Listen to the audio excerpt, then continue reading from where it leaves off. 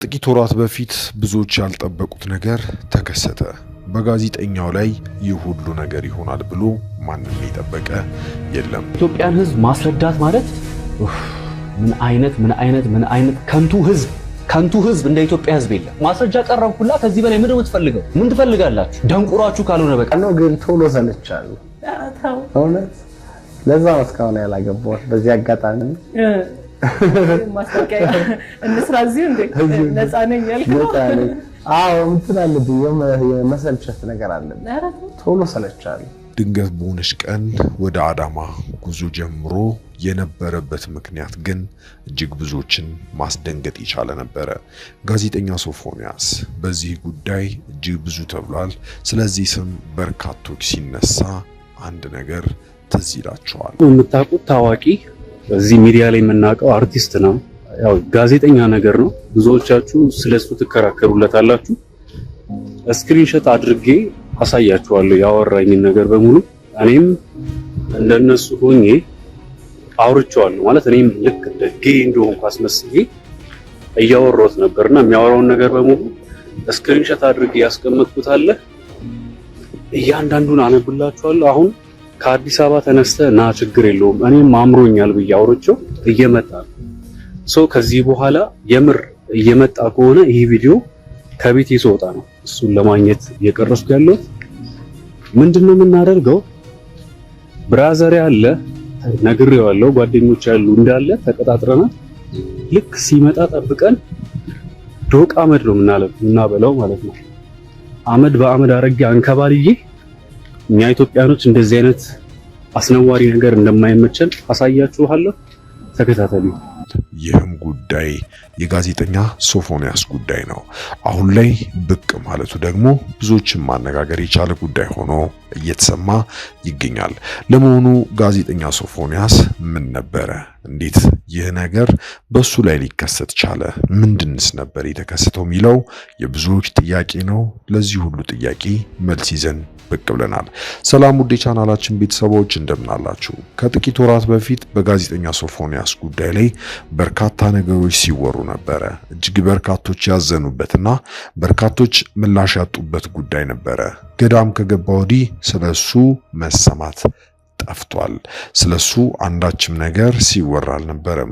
ነገር ግን በዚህ ሰዓት ብቅ ብሎ አሁን ዳግም ደግሞ አዲስ ጉዳይ መሰማቱ የብዙዎች ጥያቄ ነው።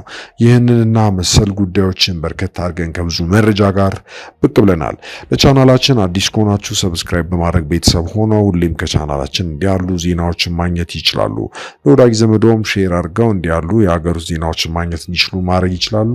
አብራችሁን ቆዩ። ስጋው ደሙን ተቀብዬ ነው የመጣሁት። ኦፍኮርስ አዲስ አበባ ከገባሁ ሳምንቴ ነው።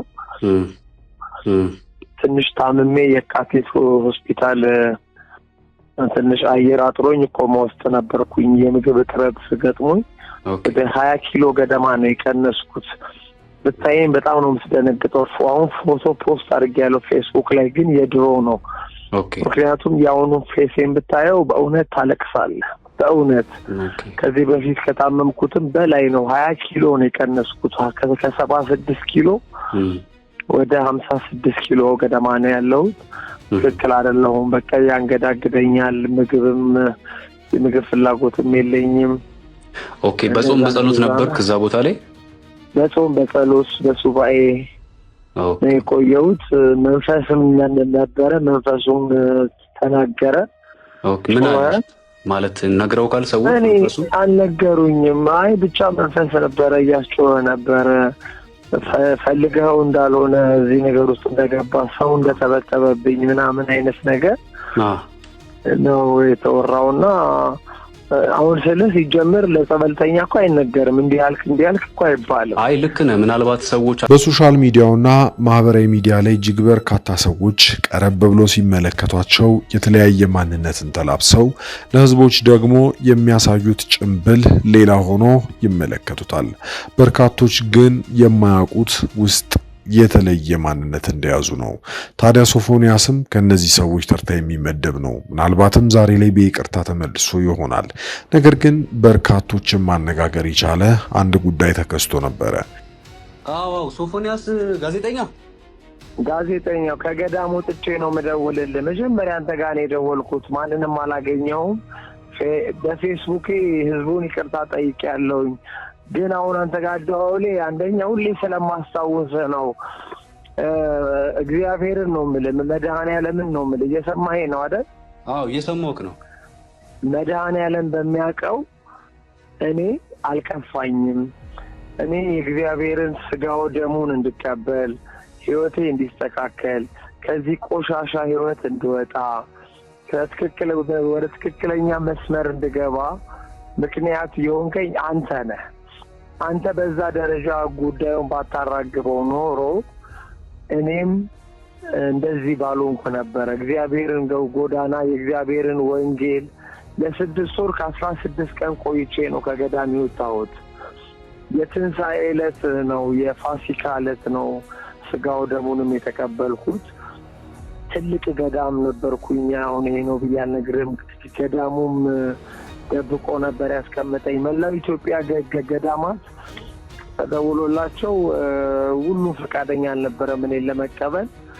አንድ ገዳም ብቻ ነው ፈቃደኛ ሆነው። ቤተልሔም ጎን ያለው ምንድን ነው ግብር ቤት የሚባል ታውቃለህ? አይ አላውቅም። ግብር ቤት የክርስትና ቤት። ኦኬ እሺ። ክርስትና ቤት ተሸሽጌ ተደብቄ እዛ ጸሎቴን ስግደቴን ወደ 5 ወር ነው የሰገድኩት። ጾም ጸሎት ላይ ነበርኩኝ። ከዛ በኋላ መድኃኔዓለም የሆሳዕና ዕለት ለአባ ወይም ደግሞ ለነበርኩበት ለአባ ለቅዱሳኑ በህልማቸው ሶፎንያስ ስጋው ደሙን የትንሣኤ ዕለት ይቀበል ብሎ መድኃኔዓለም ነግሯቸው የትንሣኤ ዕለት ስጋው ደሙን ተቀብዬ ከዛ ደግሞ እንደገና ለዳግመ ትንሣኤ ከዛ በ18 3 ጊዜ ስጋው ደሙን ተቀብዬ ነው የመጣሁት። በቀደም ኦፍኮርስ አዲስ አበባ ከገባሁ ሳምንቴ ነው። ከጥቂት ወራት በፊት ወደ አዳማ ጉዞ ያደረገበትን ጉዳይ ብዙዎች ሲያወሩት እጅግ አስገራሚ ሆነው አግኝተውታል። ምክንያቱም ደግሞ ያልጠበቁት ግብረ ሰዶማዊነትን የተላበሰ ሰው እንደነበረ ነው። ብዙዎች እሱ ላይ እጅ አንስተው ደብድበውትም ነበረ። በዚህ ሰዓት ቪዲዮ ሲቀርጽ የነበረው ዩቲዩበሩ ፍሬዘር ፍቃዱ በርካታ መረጃዎችን በሶሻል ሚዲያው ላይ ብቅ ብሎ ሲያጋራ ነበረ። ታዲያ ከዚህ ጋር በተያያዘ በርካታ የሶሻል ሚዲያው ማህበረሰብ ይህንን ነገር ካየ በኋላ እጅግ ቁጣ ተቀስቅሶበት በርካታ ንግግርን፣ በርካታ ጸያፍ ንግግሮችን እንዲሁም ግሳጼን ወደሱ ለግሰው ነበረ። በዚያ ሰዓት መቋቋም ያልቻለው ሶፎንያስም ወደ ገዳም ገብቶ ከፈጣሪ ጋር ለመታረቅና እንዲሁም የራሱን ነጻነት ለማግኘት ይህንን ውሳኔ ሲወስን ያላንዳች ማንገራገር ነበረ። ታዲያ ከዚህ ጋር በተያያዘ በርካቶች ጥያቄያቸው የነበረው ከዚህ በፊትም ሌላ ታሪክ ይኖራል የሚል ነበረ። እውነቱም ሆኖ ይህ ሊሆን ይችላልና ከዚህ በፊትስ የተፈጠረው ምንድነው የሚለው የብዙዎች ጥያቄ እንደተዳፈነ ወደዚያው ገዳም ተገብቷል። ታዲያ ዛሬ ላይ ደግሞ እየተሰማ የሚገኘው ይህ ነው። የይቅርታ ቃሎቹን የሚተነፍስበትን ቦታ ፍለጋ ዳግም ወደ መዲናይቱ አዲስ አበባ እንደከተመ ይነገራል። ያለበትን ቦታ በመናገር የሱን ነገር መረጃ ላለመስጠት የወሰነው ዩቲዩበር ፍሬዘር ፍቃዱም እንዲህ ሲል ይናገራል። ያጠፋውን ጥፋትና ወደ ፈጣሪው እንዲመለስ ትልቁን ድልድይ ሆነ እንድሻገር ያደረከኝ አንተ ነህ ሲልም ፍቃዱን ያመሰግነው ነበረ። ታዲያ ከዚህ ጋር በተያያዘ በርካቶች አስተያየት እየሰጡ ያሉት ይህንን ነበረ። የይቅርታውን ነገር እንቀበለው ወይንስ ደግሞ ምን ይሻላል የሚል ነገር ነው። ይቅርታ ከፈጣሪ ነውና በርካቶች የዚህ ነገር ወሳኝ መሆን እንደማይችል የታወቀ ነው። ነገር ግን ብዙዎች ከዚህ ጉዳይ የተማሩት ነገር አለ። ኢትዮጵያ ውስጥ ከዚህ የባሰ ሊኖር ይችላል ወይ የሚለው የበርካታ ሰዎች ጥያቄ ነው። በርካታ ሰዎች በእንደዚህ አይነት ነገር ላይ ተዘፍቀው ቢሆንስ ትውልዱን ለመበከል ምን ያህል ቅርብ እንደሆኑ የሚያስታውቅ ነውና በርካቶች የውሳኔያቸው ጉዳይ በውስጣቸው ቢገኝም የይቅርታ ነገሩ ግን ከፈጣሪ የሚመጣ ነውና የሰው ልጅ ይቅር ቢል ባይል የሚከሰተው አንዳች ነገር የለም። ነገር ግን በልጁ ስለንቦናና የሚከሰቱት አንዳንድ ነገሮች የሚመጣውን ውጤት የምንመለከተው ይሆናል። አዎ ሶፎንያስ ጋዜጠኛው ከገዳሙ ጥቼ ነው መደወልልህ። መጀመሪያ አንተ ጋር ነው የደወልኩት። ማንንም አላገኘውም። በፌስቡክ ህዝቡን ይቅርታ ጠይቄያለሁኝ። ግን አሁን አንተ ጋር ደውሌ አንደኛ ሁሌ ስለማስታውስ ነው። እግዚአብሔርን ነው የምልህ፣ መድኃኔዓለምን ነው የምልህ። እየሰማኸኝ ነው አይደል? አዎ እየሰማሁህ ነው። መድኃኔዓለም በሚያውቀው እኔ አልከፋኝም። እኔ የእግዚአብሔርን ስጋው ደሙን እንድቀበል፣ ህይወቴ እንዲስተካከል፣ ከዚህ ቆሻሻ ህይወት እንድወጣ፣ ወደ ትክክለኛ መስመር እንድገባ ምክንያት የሆንከኝ አንተ ነህ። አንተ በዛ ደረጃ ጉዳዩን ባታራግበው ኖሮ እኔም እንደዚህ ባልሆንኩ ነበር። እግዚአብሔርን ጎዳና የእግዚአብሔርን ወንጌል ለ6 ወር ከ16 ቀን ቆይቼ ነው ከገዳም የወጣሁት። የትንሣኤ ዕለት ነው፣ የፋሲካ ዕለት ነው ስጋው ደሙንም የተቀበልኩት። ትልቅ ገዳም ነበርኩኝ። አሁን ይሄ ነው ብዬ አልነግርህም። ገዳሙም ደብቆ ነበር ያስቀመጠኝ። መላው ኢትዮጵያ ገዳማት ተደውሎላቸው ሁሉም ፈቃደኛ አልነበረም እኔን ለመቀበል። አንድ ገዳም ብቻ ነው ፈቃደኛ ሆነው፣ ቤተልሔም ጎን ያለው ምንድነው ግብር ቤት የሚባል ታውቃለህ? አይ አላውቅም። ግብር ቤት የክርስትና ቤት። ኦኬ እሺ። ክርስትና ቤት ተሸሽጌ ተደብቄ እዛ ጸሎቴን ስግደቴን ወደ 5 ወር ነው የሰገድኩት። ጾም ጸሎት ላይ ነበርኩኝ። ከዛ በኋላ መድኃኔዓለም የሆሳዕና ዕለት ለአባ ወይም ደግሞ ለነበርኩበት ለአባ ለቅዱሳኑ በህልማቸው ሶፎንያስ ስጋው ደሙን የትንሣኤ ዕለት ይቀበል ብሎ መድኃኔዓለም ነግሯቸው የትንሣኤ ዕለት ስጋው ደሙን ተቀብዬ ከዛ ደግሞ እንደገና ለዳግመ ትንሣኤ ከዛ በ18 3 ጊዜ ስጋው ደሙን ተቀብዬ ነው የመጣሁት። በቀደም ኦፍኮርስ አዲስ አበባ ከገባሁ ሳምንቴ ነው። የዚህ ታሪክ ባለታሪክና የዚህ ጉዳይን እንደ ጉዳዩ እየተመለከተ መረጃዎችን እግር በእግር እየተከታተለ የሚያቀርበው ፍሬዘር ፍቃዱ በዩቲዩብ ቻናሉ ላይ ብቅ ብሎ ታዲያ ያደረጉትን የስልክ ልውውጥ በርካታ ጊዜ ሲያጋራ ኖሯል። ታዲያ ዛሬ ላይም የእርቃቸውንና ከንግግራቸው መሃል የተቀነጨበ የስልክ ጥሪዎችን እየለቀቀ ለሰዎች በማስረዳት የሚታወቅበት ነው። ይህንን ጉዳይ እሱም በማድረጉ ትልቅ ጸጸትና አሁን ላይ የሚሰማው ስሜት ይህንን ማድረግ እንዳልነበረበትም ሆኖ ይናገራል።